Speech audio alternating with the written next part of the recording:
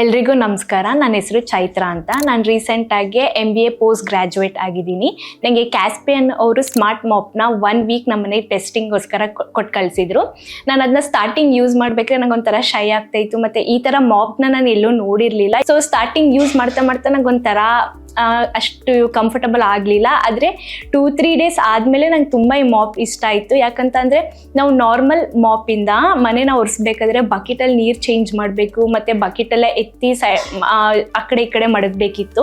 ಅದು ನಂಗೆ ತುಂಬಾ ಕಷ್ಟ ಆಗ್ತಿತ್ತು. ಆದರೆ ಈ ಮಾಪಿಂದ ನನಗೆ ತುಂಬ ಯುಟಿಲೈಸ್ ಆಯಿತು, ಮತ್ತು ಬೇಗ ಒರೆಸ್ಬೋದು ಮನೇನ, ಮತ್ತು ತುಂಬ ಕಮ್ಮಿ ಟೈಮ್ ತಗೊಳುತ್ತೆ. ನಮ್ಮ ಮನೆ 2 ಫ್ಲೋರ್ ಇದೆ. ಸೊ ನಾರ್ಮಲ್ ಮಾಪಲ್ಲಿ ನಾನು 2 ಮನೇನ ಒರೆಸ್ಬೇಕಾದ್ರೆ ನನಗೆ ತುಂಬ ಜಾಸ್ತಿ ಟೈಮ್ ತಗೋತಾ ಇತ್ತು. ಆದರೆ ಈ ಸ್ಮಾರ್ಟ್ ಮಾಪಿಂದ ನನಗೆ ತುಂಬ ಕಮ್ಮಿ ಟೈಮಲ್ಲಿ 2 ಫ್ಲೋರ್ನ ಬೇಗ ಒರೆಸ್ತಾ ಇದೆ. ಮತ್ತು ವಾಟರ್ ಬಾಟಲಲ್ಲೇ ಫಸ್ಟೇ ಫಿಕ್ಸ್ ಆಗಿರುತ್ತೆ, ಮತ್ತು ಒರೆಸ್ಬೇಕಾದ್ರೆ ತುಂಬ ಕ್ಲೀನಾಗೆ ಮನೆ ಕಾಣಿಸ್ತಾ ಇತ್ತು.